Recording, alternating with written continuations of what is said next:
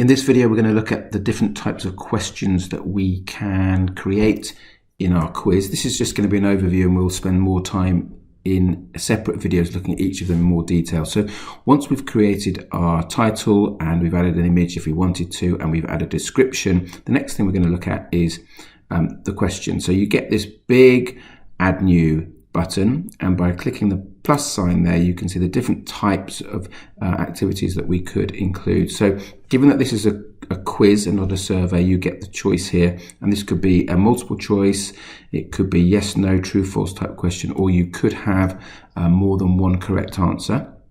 Text here involves either a short answer or a longer answer. Rating I wouldn't worry about because that's more to do with survey. Similarly, I wouldn't worry about the date one. And then the drop down arrow here gives us a little bit more. There's a ranking one which we'll look at, which could be really useful.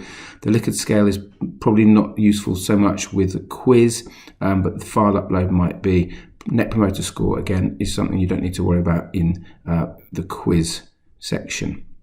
So let's have a look in detail in each of those in separate videos.